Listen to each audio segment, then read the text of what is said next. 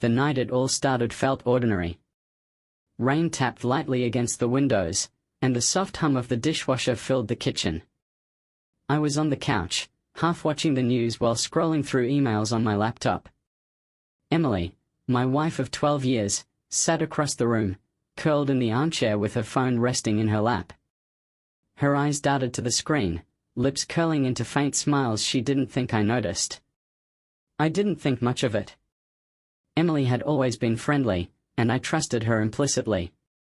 But that evening, when she left her phone on the kitchen counter and disappeared upstairs to put our son to bed, something nagged at me. Her phone vibrated once. Then again. 3 times in quick succession. Curiosity got the better of me. I wasn't the prying type, but Emily had been distant lately, more so than usual. The kind of distance you try not to acknowledge out of fear of what it might reveal. I crossed the room, the sound of the news blending into static as I picked up her phone.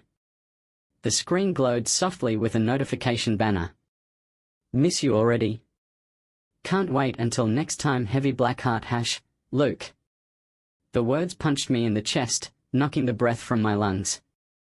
My thumb hovered over the screen. It faded to black, but I couldn't unsee it. I stared at the phone for what felt like minutes, heart thudding in my ears. Luke. I didn't know any Luke. I knew her friends, her co-workers, even the men she'd occasionally mention from the gym. But Luke was unfamiliar. And the intimacy in those words? That wasn't the language of a friend. By the time Emily returned downstairs, I was sitting at the table, the phone placed carefully in front of me like evidence in a trial. She paused at the bottom step, sensing the shift in the air. Her eyes flicked from my face to the phone, and her smile faltered. You okay? She asked. I nodded slowly, though nothing felt okay. Your phone kept buzzing. Emily glanced at it but didn't move closer. Her hand lingered on the banister. Who's Luke? I asked. I kept my tone level, but there was no disguising the edge beneath it. She blinked once, twice. What? Luke, I repeated, holding her gaze. Miss you already? Can't wait until next time. That's what he said, right? Her expression flickered, shock, then something else. A tightening of the lips. A slight shift in posture. She recovered quickly, but not quickly enough. He's just a friend, she said, her voice light but forced. You know how people joke around. It's nothing. Is it? She crossed the room, slipping the phone from the table. I watched her unlock it, thumbs moving rapidly across the screen. Deleting messages isn't going to help, I said quietly. Her hand froze. Her shoulders tensed, but she kept her eyes on the phone. I'm not deleting anything, she muttered, though the screen suggested otherwise. I stood up. Emily, what's going on? For the first time in years, I saw something in her eyes I hadn't expected, fear. Not of me, but of unraveling. She exhaled slowly, locking the phone and setting it back down. It's not what you think, she said, but the words felt hollow. Then tell me what to think. Her silence stretched between us. I can explain, she said finally, but the way her voice wavered told me she wasn't sure she could. I waited, arms crossed, but the explanation never came. Instead, she did what she always did when things got uncomfortable, she walked away. But this time, I wasn't letting it go. I didn't sleep much that night. Emily had gone to bed early, leaving me alone in the dim living room. Her phone was no longer within reach, tucked away somewhere upstairs. Out of sight, but not out of mind. I sat in the quiet, running over every conversation, every odd moment from the past few months. The late nights at work. The sudden interest in evening yoga classes. The polite but guarded way she spoke when I asked how her day had been. I told myself I was overreacting, but that message from Luke burned like a brand. By morning, I convinced myself to confront her properly. No accusations, just answers. But Emily beat me to it. I woke to the smell of coffee and the soft clinking of dishes in the kitchen. When I stepped in, she was standing at the sink, hair loosely tied back, wearing an old sweatshirt of mine. She looked the same, but something felt performative, like she was trying too hard to recreate normalcy. "Morning," she said without turning around. I made coffee. I sat at the table, watching her carefully. "Thanks." She finally glanced at me, hesitant but composed. "Look, about last night. I just want the truth, Emily." Her mouth pressed into a thin line. She set the dish towel down, leaning against the counter. "There's nothing going on," she said, but the faint tremble in her voice betrayed her. "Luke's just someone I met at the gym. We talk sometimes, but it's harmless." "Harmless?" I repeated. "He misses you already?" "Emily, that's not harmless." Her eyes dropped, focusing somewhere near the floor. "I didn't mean for it to get complicated," she admitted quietly. "It started as small talk. I swear. But I guess we just connected." The room fell uncomfortably silent. "You connected," I echoed, feeling the words twist inside me. She took a deep breath, stepping closer. "I'm sorry. I should have told you. But it's not what you think."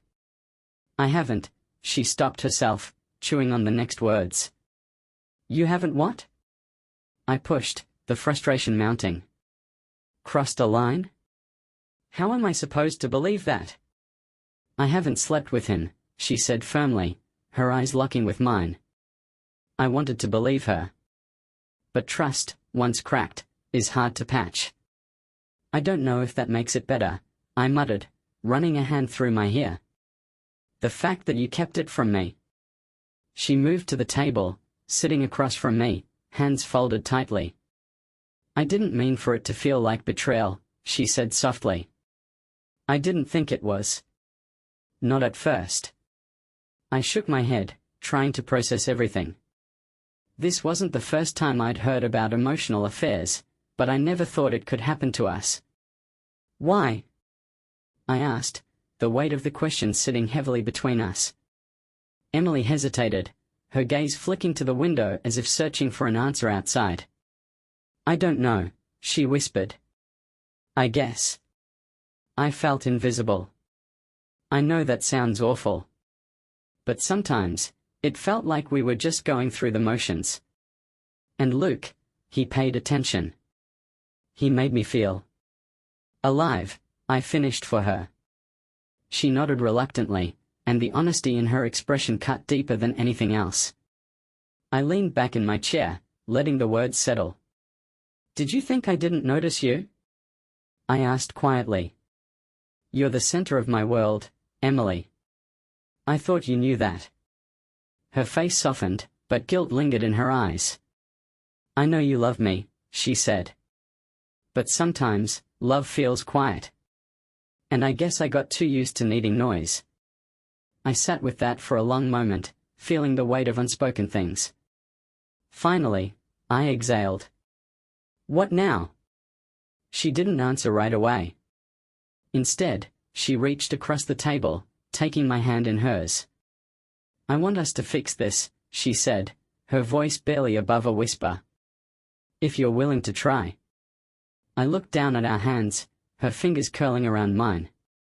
There was warmth there, but also uncertainty. "I want to try," I replied.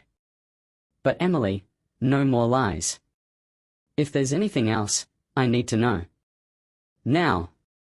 She held my gaze, and for the first time in months, I saw something close to relief. "There's nothing else," she promised. I wanted to believe her. But part of me wondered if I ever truly could.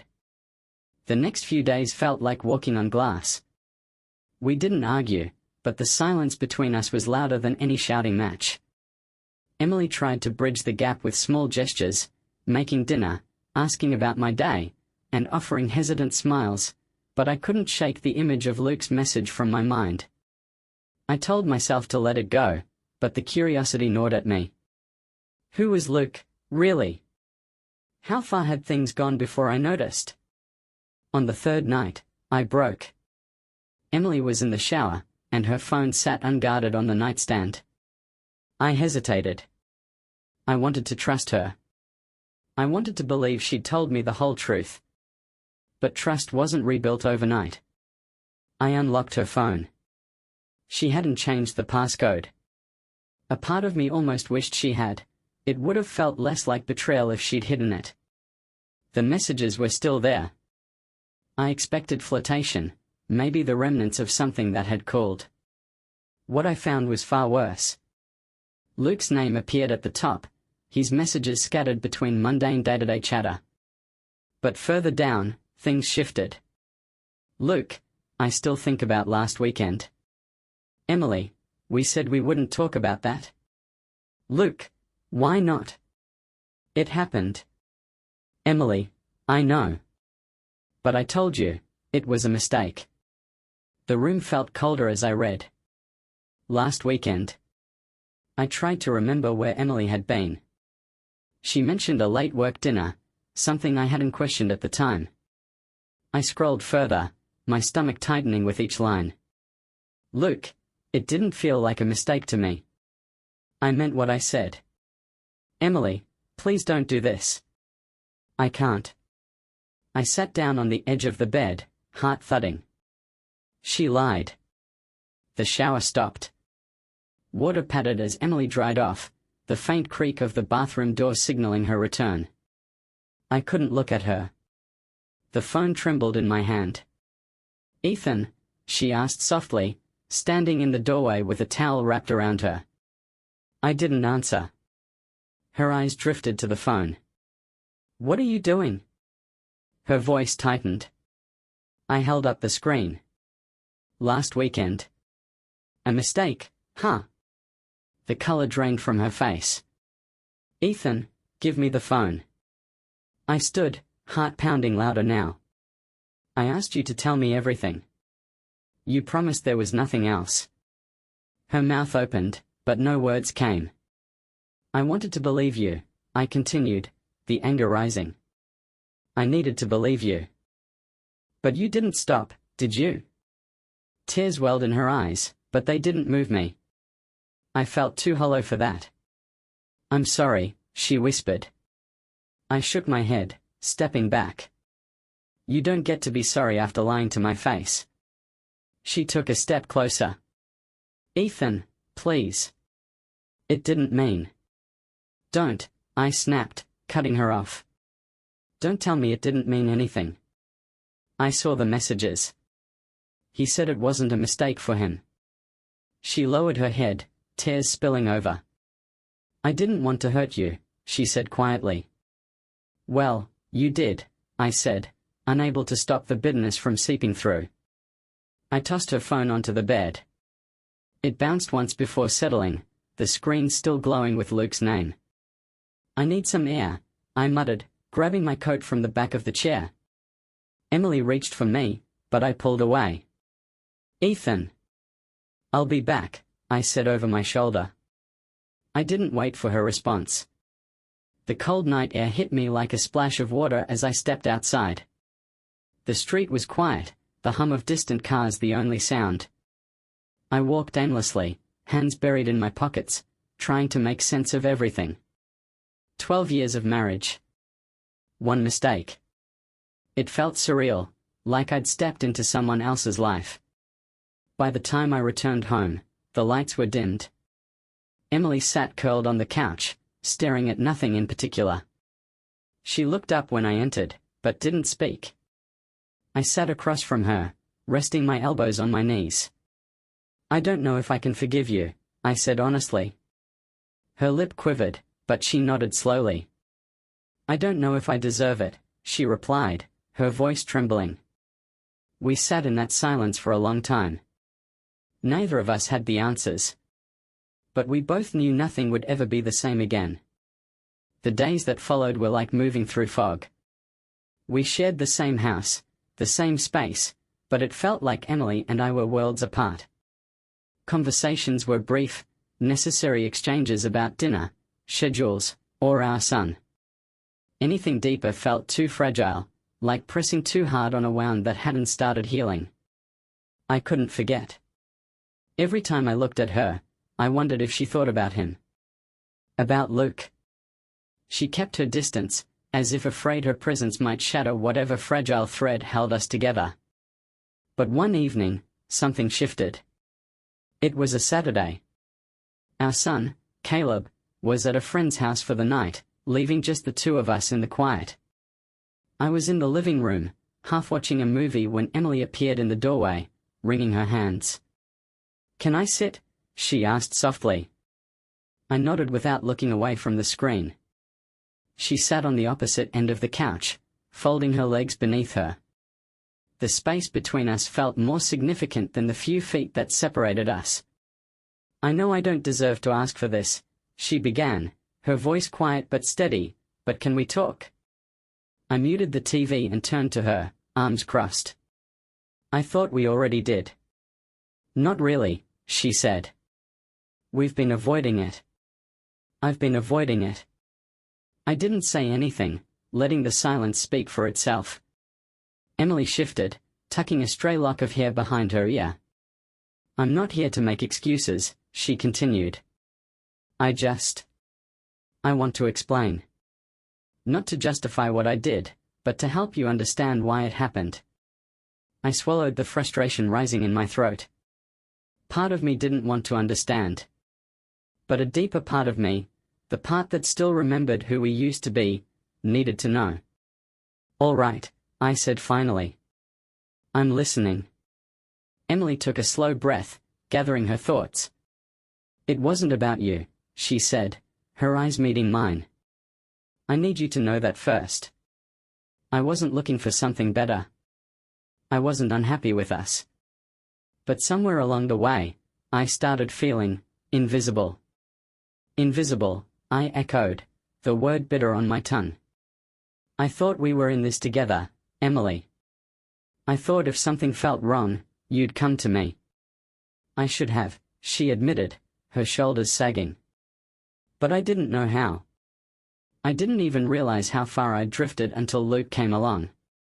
It wasn't supposed to mean anything. I thought it was harmless at first, just someone paying attention, making me laugh." She paused, watching for my reaction. I stayed silent. "But then I let it go too far," she whispered, guilt thick in her voice. "I crossed a line, and by the time I realized what I'd done, I was already lying to you."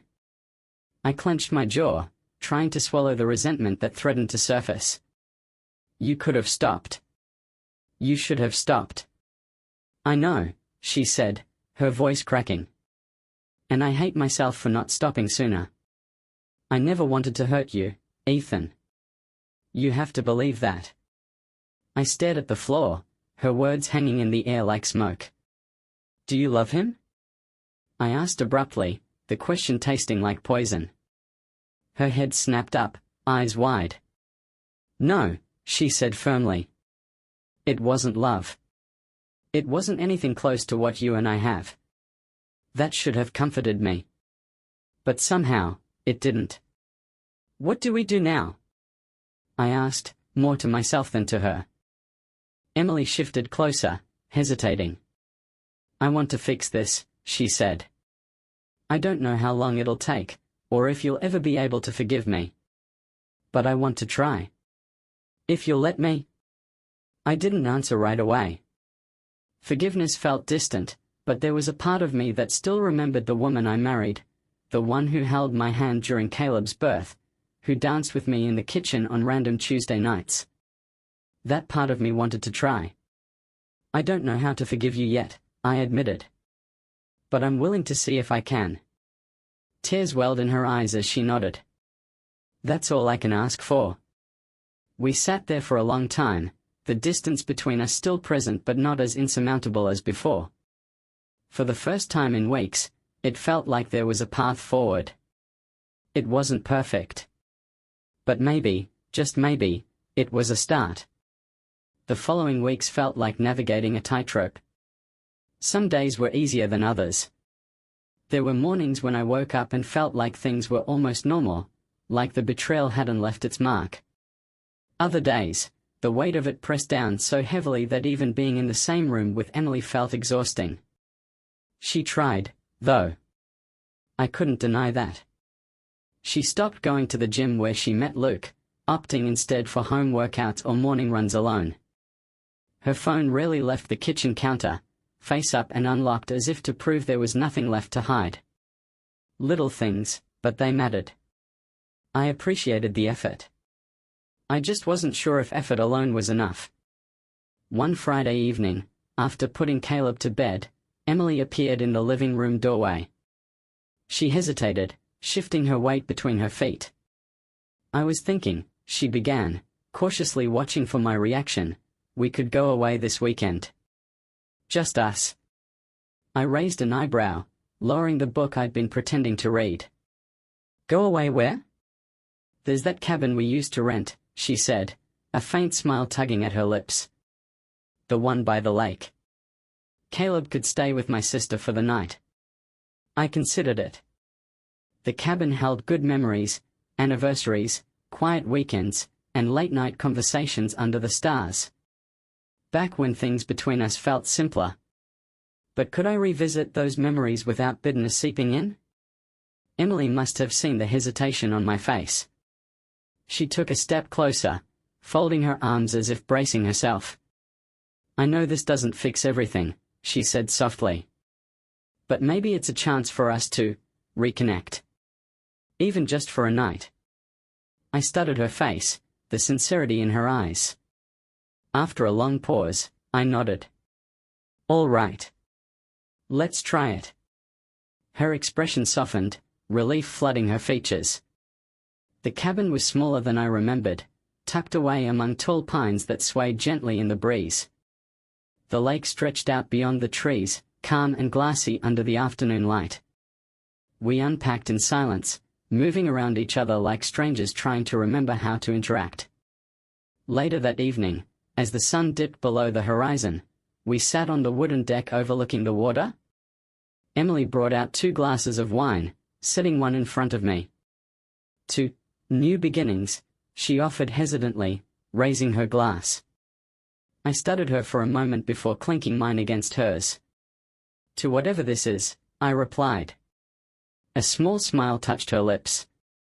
We sat there for a long while, letting the quiet settle between us. For once, it didn't feel uncomfortable.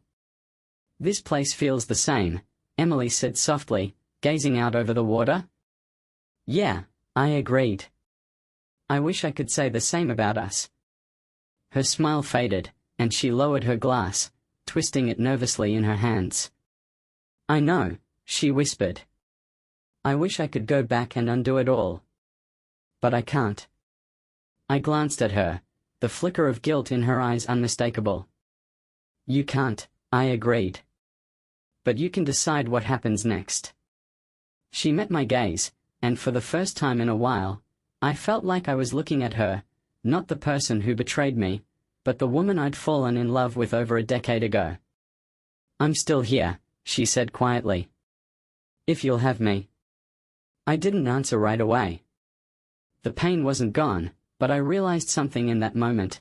I wanted to find a way forward. Not because it was easy, but because I wasn't ready to let go of the life we built. "I don't know where this road leads," I admitted, resting my hand over hers. "But I'm willing to keep walking it with you."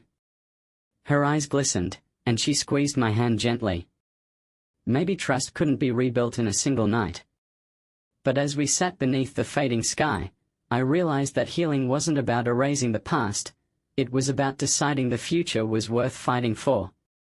And in that small, fragile moment, I chose to fight.